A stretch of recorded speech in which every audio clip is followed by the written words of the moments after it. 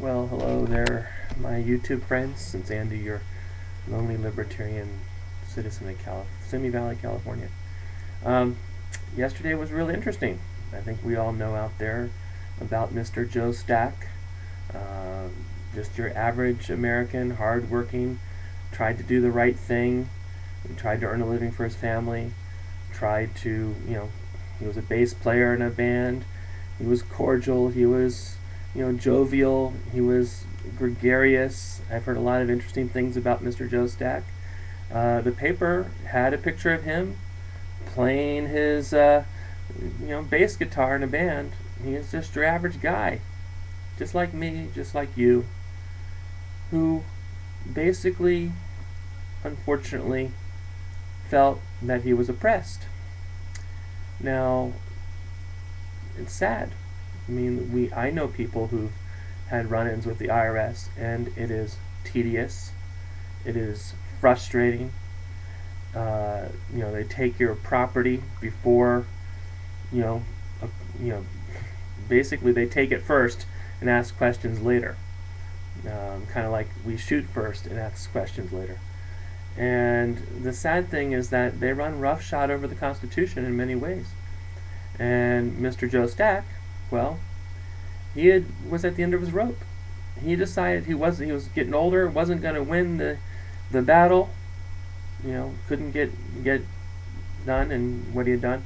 I think he probably had just before the last a moment of calm, just before the last run-in with the IRS. It looks like the last run-in with the IRS was because he married a lady who wasn't financially astute, and she had apparently not claimed some income taxes. So they trudged him. They found another reason to trudge him through the mud again, and he couldn't take it anymore. And this is a guy who, by all means, after reading his last letter to the world, well, you can tell, he was very thoughtful, very smart. There was no name calling per se.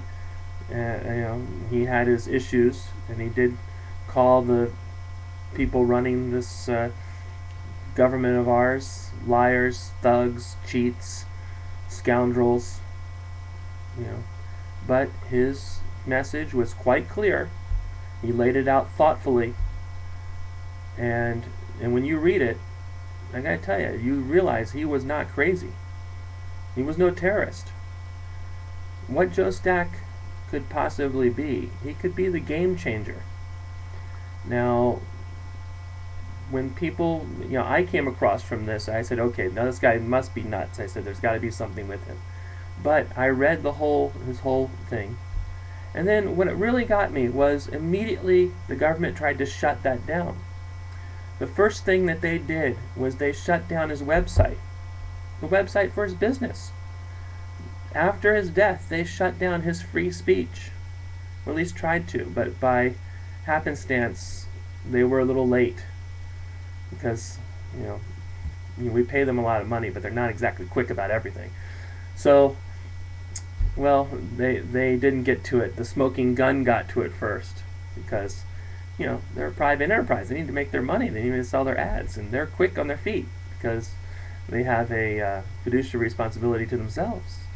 So the smoking gun got hold of the embeddedart.com website, and they had his whole diatribe there, his so-called manifesto, his treatise on why, like you said, why did this have to happen?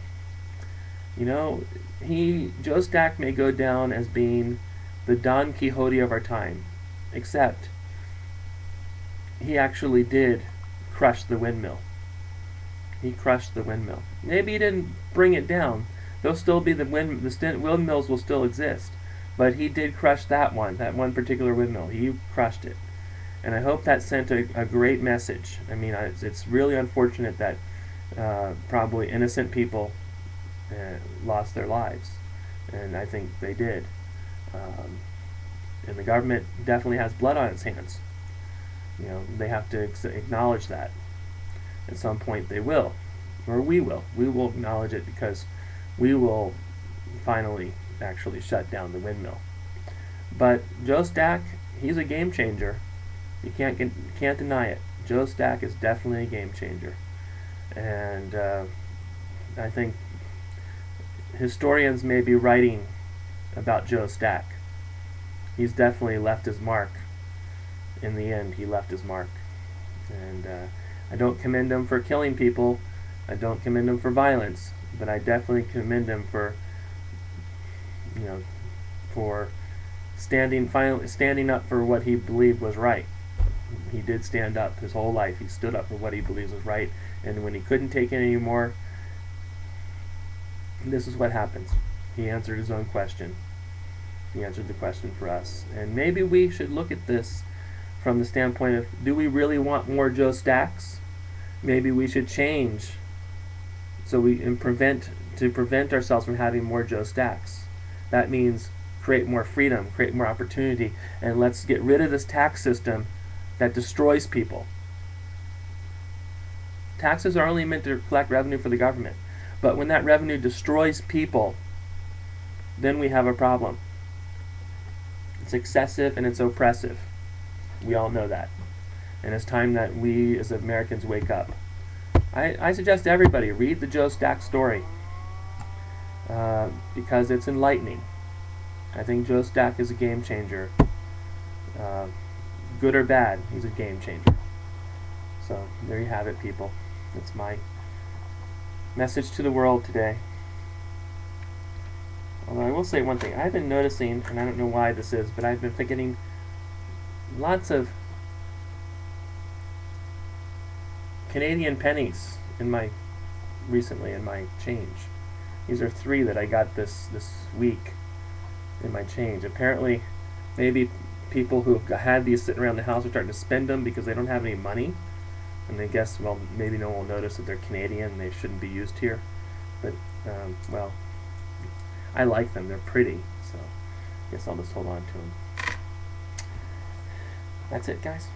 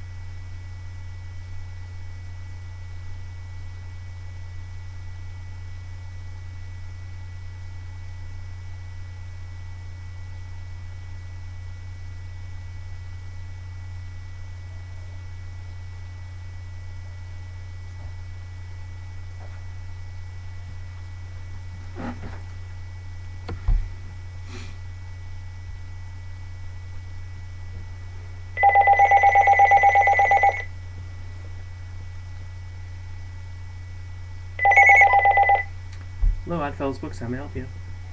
Hey.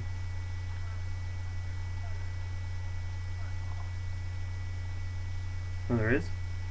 Okay, well, we can just take it to the UPS and just have them send it back to them.